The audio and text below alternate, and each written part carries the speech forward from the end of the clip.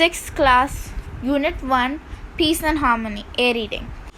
Once upon a time there was a very thick forest. There lived many animals, birds, snakes, and insects. They all lived together happily. They roamed around the jungle and played together in the open fields without any fear. The peacocks were very proud of their dance but admired the melodious songs of the cuckoos. The elephants enjoyed watching the fishes swimming inside the pools. The pythons were blessed with long bodies, spoke well with the fine fur of the flat-footed rabbits. The tiny ants, which were always busy, tickled the black buffaloes. So we can see in this paragraph there was inside a very thick forest there lived many animals, birds, snakes, and insects. They all used to live happily together. They used to play together, and in the open fields they would not have any fear. We know peacocks. We always say that they are proud animals, but they used to admire the cuckoos who sing melodiously. The elephants used to enjoy watching the fish, and the tiny ants, though they were busy, they used to tickle the black buffaloes. The pythons were blessed with long bodies, but they used to talk with the fine-furred rabbits. They often held musical evenings in large open places. The elephants and deer danced. Hyenas and parrots sang. The tigers and bears exhibited their gymnastics. They called the moon and his friends, the stars, to be the guest of honor inside the musical evening. In this paragraph, the animals used to enjoy themselves by having musical evenings, and the elephants and ants used to dance, and the parrots used to sing, and the tigers and the bears used to do gymnastics to entertain the other animals. And they used to call the moon and the stars as the guest of honor to the musical evening. One day the jackal entered the forest. He was dirty, dangerous, and very cunning too. He told the elephants, "You are biggest animals in the forest. Why do you play with the squirrels and rabbits?" He poisoned the minds of the peacocks, saying, "You are the loveliest bird in the forest. Why do you praise the mynas?" The jackal then approached the deers and whispered that the tiger was waiting for a chance to kill them. In this paragraph, we can see that the jackal entered the forest. He was very dangerous and cunning, and he was even dirty. He said to the elephants that, "You are the biggest animal.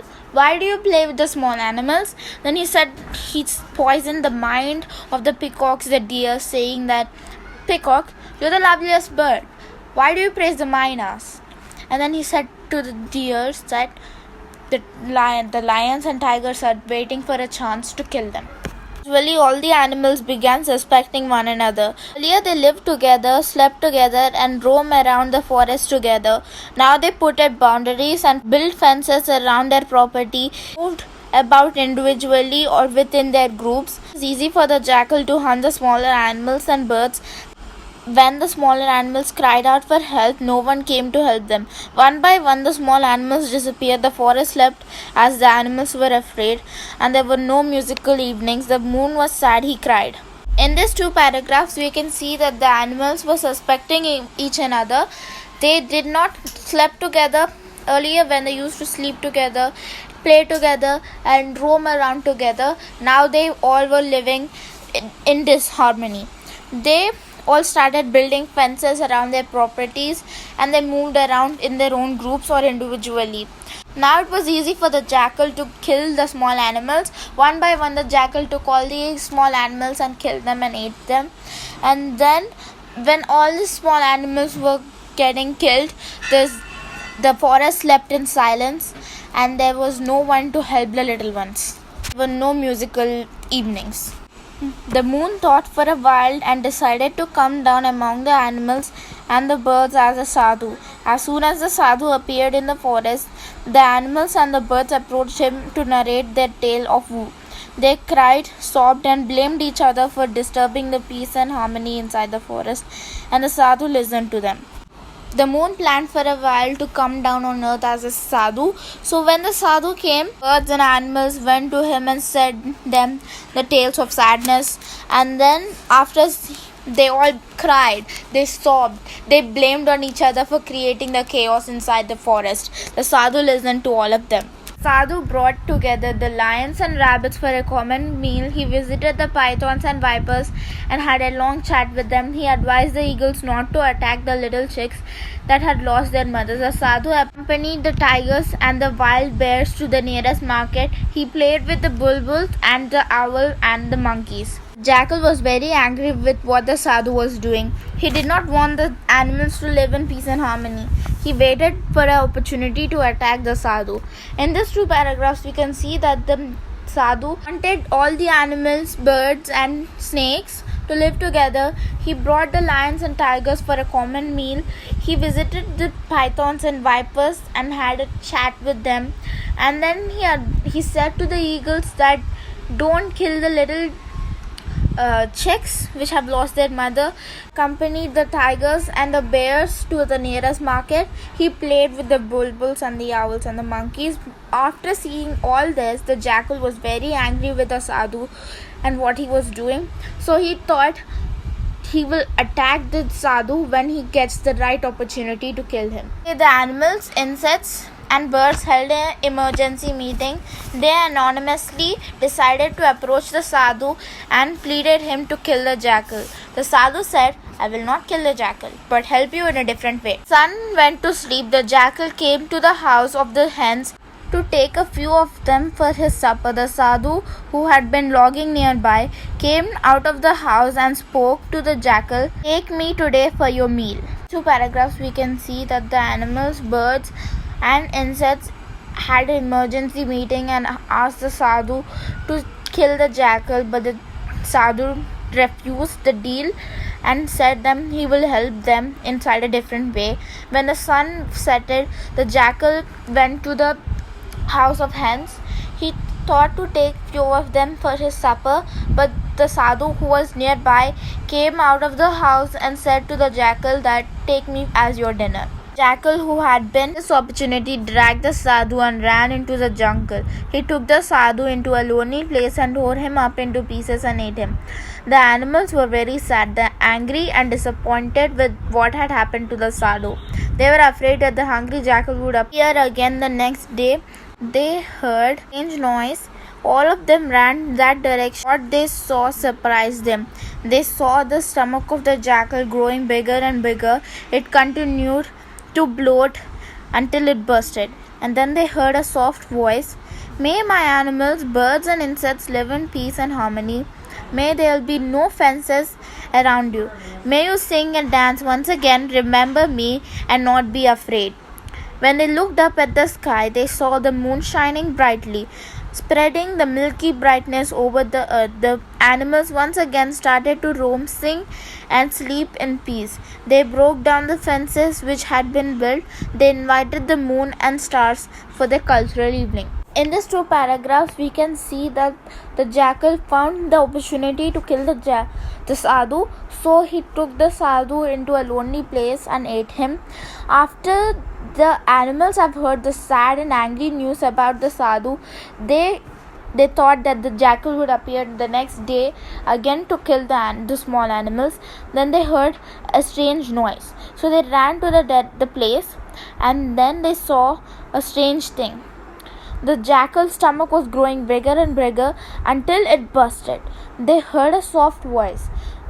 It was the Sadhu. He said, may all my animals, birds and insects live in harmony, and nothing shall tear you apart, and you shall live in peace and harmony and once again, and sing and dance once again, and remember and don't be afraid.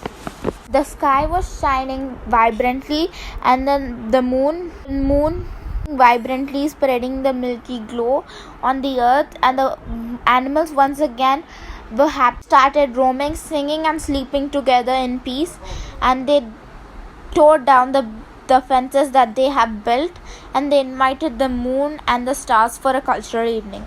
Unit 1B reading. I want peace. I am big and round. I wonder if there will be peace. I hear the sounds of people who are being killed. I see the people crying for life. I want to help the poor. I am big and round. I feel the weight of the sorrow on me. I touch the feelings of my people. I wonder about the future of the people on me. I cry for help from the God I am big and round. I remember the problems of the people on me. I say grace for all my people. I dream about my past. I try to handle my sorrow. I hope it won't be destroyed. I am big and round. Says that she is big and round. She wants that there should be peace. She doesn't want to see the people getting killed and they're crying for help. She wants to help the poor. She knows the sorrows of the people and worries about the future of the people. She wishes grace for all the people. She hopes that they won't be destroyed. She asked for help from the God to solve the problems of the people. Reading the grand contest in the forest. And birds were excited. They began to prepare for the great day when they would get their best to the great one, except the little grey squirrel. There was excitement in the air. They were going to the great contest. Everyone should show something special. The best would be praised by the gods of fire, wind, water, and the sun. The animals began preparations. "I will shine like the sparkling sunshine," said the Burnham. "My flowers will look like the golden raindrops." The mohair said, "I will dress myself so that I would look like the early morning sun, golden red, spreading radiance. I will offer my best honey I can find," shouts the bear. Said, "I will get the best fruits so it would be fresh, still be on the branches, and lay them on her feet." Everyone had something beautiful or wonderful to offer on the great day.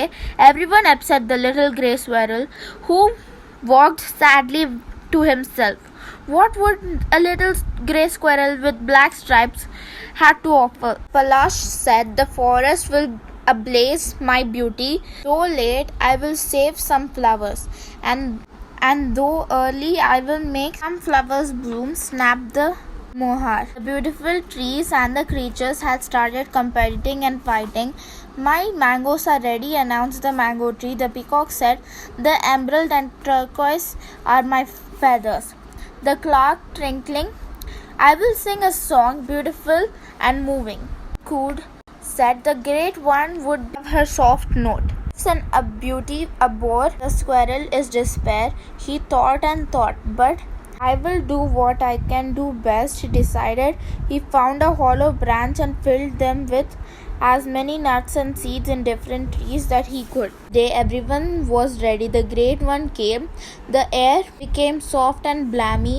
The steam trickled as they tumbled over the rocks. "Great one, here is my gift," said. Each laid the gift on her feet. After everyone had given their gift, the great one looked at the little grey squirrel and asked, "Little one, why are you quiet? I have nothing grand to offer you. Don't glow or sing. What I have, I will give with my heart." He escaped away. He returned, dragging his dry branch. "Oh, great one," looked, "I see beauty in the form and sound." All waited, holding their breath. "But this prize goes to the grey squirrel. I can use the seeds and sow them. Life will burst forth. Tree will bear more fruits as a gift, not only for today, but also for all tomorrows." Teachers were marveled, saying, "How foolish we were, thinking only the present." 3 cheers for the little squirrel.